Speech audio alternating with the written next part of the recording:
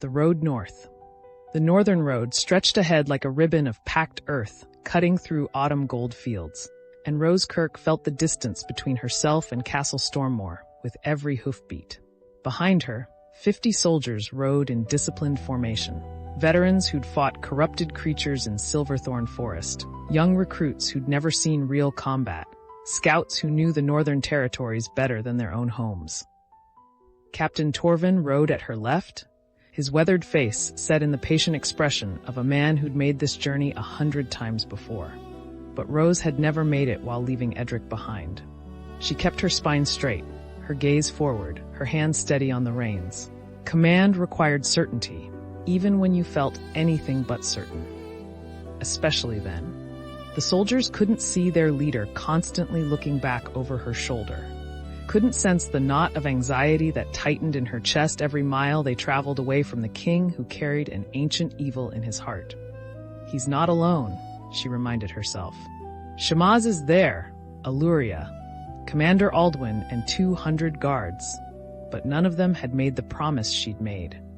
None of them carried the weight of knowing they might have to be the one to end Edric's life if the Devourer won. The sun climbed toward noon as they passed through a village called Millbrook. Farmers working in the fields straightened to watch the soldiers pass, some waving, others simply staring with the cautious assessment of people who'd learned that armed men could bring either protection or trouble. Rose nodded to them, noting the healthy crops, the well-maintained fences, the children playing near a mill pond. This was what they were protecting. Not just kingdoms and kings, but ordinary people living ordinary lives. A girl of perhaps 7 stood by the roadside, clutching a handful of wildflowers. As Rose passed, the child thrust them upward, her face bright with shy determination. Rose reined in her horse, leaned down, and accepted the flowers with grave courtesy.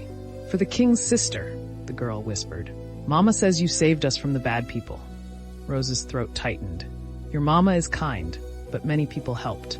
Will you save us from the bandits too?"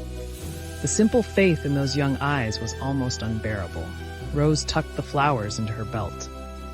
"That's why we're riding north, to make sure you and your mama stay safe." The girl beamed, and Rose urged her horse forward before the emotion could show on her face. Behind her, she heard one of the younger soldiers murmur something about the king's sister, with a note of awe that made her want to laugh and cry at once. Torven waited until they'd left the village behind before speaking. "The people love you. They see you as Edric's strength. I'm just a woman who knows how to use a sword. You're the warrior who stood beside their king when he imprisoned an ancient evil." Torven's voice was matter of fact. "You're the one who didn't run when the Devourer manifested at Forsaken Lake. That matters to them." Rose glanced at him. "Did you want to run?" "Every man there wanted to run. Some did." He shrugged.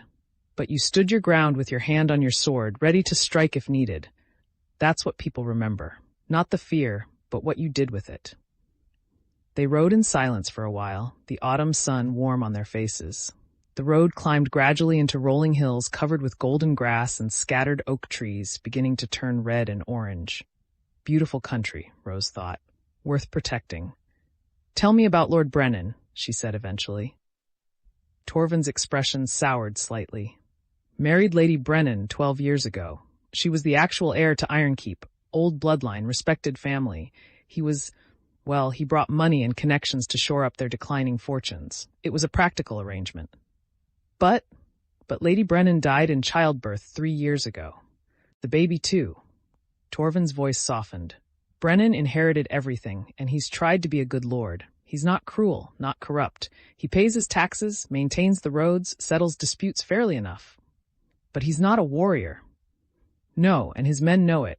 They respect the position, but not necessarily the man." Torven paused. "The bandits know it too. That's why they're testing him." Rose considered this. "So we're not just dealing with ordinary raiders. We're dealing with an organized force that's specifically chosen to probe a weak point in Stormmore's defenses." "That would be my assessment." "Which means someone is coordinating them. Someone with tactical knowledge and strategic thinking." Rose's hand drifted to her sword hilt. "This isn't about stealing grain and livestock.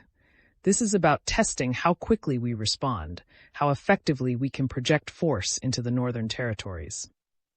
While Edric is occupied with cultists and ancient evils, Torven added grimly. Yes, I think someone is taking advantage of the situation. They made camp that evening in a clearing beside a stream, setting watches and building cooking fires while the horses grazed on the autumn grass. Rose walked the perimeter with Torven, checking the sentries' positions and ensuring they had clear sight lines. Professional soldiers, she noted with approval. They knew their business. But as darkness fell and she sat by the fire eating travel rations, Rose felt the absence of her usual companions, like a physical ache. No Edric sitting across from her with that slight smile that meant he was thinking 3 moves ahead. No Illyria melting out of the shadows with some crucial piece of intelligence. No Shamaz offering observations that were equal parts wisdom and dry humor. Just 50 soldiers she barely knew. A captain who was competent, but not family. And the crushing weight of command without the comfort of the people who understood what she'd seen, what she'd faced, what she'd promised to do if Edric fell. A young soldier approached, barely 20, Rose guessed, with nervous eyes and a Stormmore accent. Lady Rose, I'm Corporal Dennick. I was at Forsaken Lake. Rose gestured for him to sit. You were one of the guards who came with us? Yes, my lady. I saw what happened, what the king did. Dennick's voice dropped. Is it true? Does he really carry the devourer inside him? Rose studied the young man's face, seeing genuine fear mixed with something else. Curiosity, perhaps, or the need to understand. Yes, she said quietly. The king made himself a prison for an ancient evil. He did it to save us all. But how does he live with it? How does he stay himself? By fighting, every moment of every day. Rose's hand found the flowers still tucked in her belt, now wilted but precious. By remembering what he's protecting, by having people who remind him who he is. And if he loses the fight? The blunt question hung in the air. Rose met Dennick's eyes steadily. Then people like me do what needs to be done. That's what it means to love someone, being willing to save them from the worst possible fate, even if it destroys you. Dennick nodded slowly. I understand, my lady. And I'm glad you're here. Leading us, I mean. It helps to know someone who stood at Forsaken Lake is with us. After he left, Rose sat alone by the fire, watching the flames dance and thinking about Edric. Was he sleeping? Probably not. The devourer had made sleep increasingly optional, another gift that felt more like a curse. Was he maintaining the binding? Fighting the constant pressure of an entity that wanted to break free? Was he wondering if she should have stayed? No, she told herself firmly. He knows why I'm here.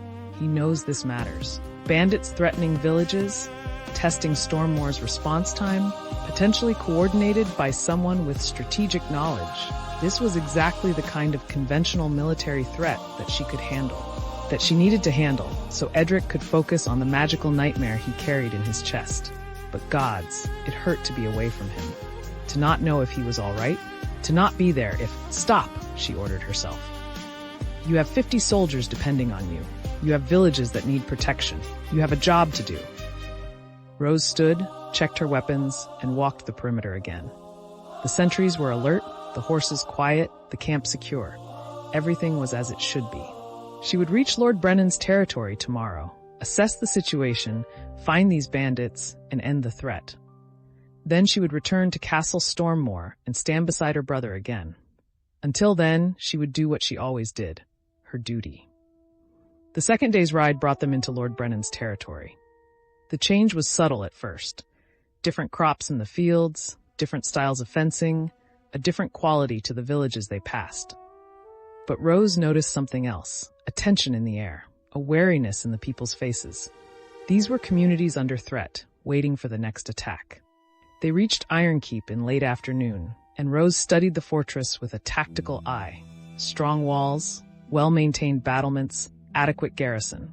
Not Castle Stormmore, but respectable. Lord Brennan met them in the courtyard, a man in his early 40s with thinning brown hair and the soft hands of someone more comfortable with ledgers than swords.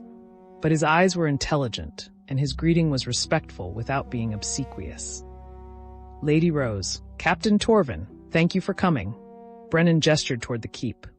Please, Refresh yourselves. We can discuss the situation over dinner. But Rose shook her head. With respect, my lord, I'd rather see the sites of the attacks first, before the sun sets, if possible. Brennan blinked, then nodded. Of course. I'll have horses prepared. Just give me directions and someone who knows the area. The sooner I understand what we're facing, the sooner we can respond. An hour later, Rose and Torven rode with one of Brennan's scouts toward the nearest attacked village, a place called Thornfield. The scout, a weathered man named Garrick, pointed out landmarks as they traveled. They hit Thornfield 4 days ago, came at dawn, moved fast, took what they could carry, killed 3 men who tried to resist. Clean sword work, not the usual raiders' brutality. Garrick's voice was grim. Then they were gone before anyone could organize a pursuit. Any pattern to what they took? Rose asked. That's the strange part. They took food, yes, but not as much as they could have. Took weapons, every sword, spear, and bow in the village. Took horses. But they left most of the valuables, left the women and children alone entirely. Rose exchanged glances with Torven. They're not raiders, she said quietly. They're building an army. Thornfield showed signs of the attack. Burned buildings, fresh graves, frightened people. Rose dismounted and walked through the village, noting details. The attackers had known exactly where the weapons were stored. They'd hit the blacksmith's shop first. They'd moved with military precision. 30 men, the village elder told her. Maybe 40, all armed, all moving like soldiers. Their leader wore a red cloak and carried a longsword. He spoke with a southern accent, Ravensworth maybe, or Westmarch. Rose felt ice form in her stomach. Southern accent, military training, organized raids during a time when the kingdom was focused on ancient threats. Show me where they went when they left, she ordered. Garrick led them to the forest edge where tracks disappeared into the trees. Rose dismounted and examined the ground, reading the story in the disturbed earth and broken branches. 40 horses, heavily laden, moving northwest, not south toward the border as she'd expected. They're not going back across the border, she said. They're staying in Stormmore territory, which means they have a base somewhere in the northern forests, Torven finished. Close enough to strike multiple villages, hidden enough to avoid detection. Rose straightened, her mind already working through the implications. This wasn't a simple bandit problem. This was an organized military force operating within Stormmore's borders, building strength while the kingdom was distracted. And someone was leading them, someone with training, resources, and a plan. She looked at Torven. We need to find that base. Fast. Before they hit another village. Before they grow stronger. She paused. And we need to figure out who's behind this and what they're really after. As the sun set over Thornfield, Rose stood among the ruins and thought about Edric fighting his internal war while she fought this external one. They were both protecting the same kingdom, just on different battlefields. She touched the wilted flowers still tucked in her belt, a child's gift, a reminder of why any of this mattered, and made a silent promise. She would find these raiders, she would end this threat, and then she would return to Castle Stormmore and stand beside her brother again. But first, she had a war to win. The green light of corruption might be imprisoned in Edric's chest, but there were other kinds of darkness in the world. And Rosekirk had never backed down from a fight in her life. She wasn't about to start now. Thanks for watching our stories. Don't forget to like and subscribe for more epic adventures. Thanks for watching our stories. Don't forget to like and subscribe for more epic adventures.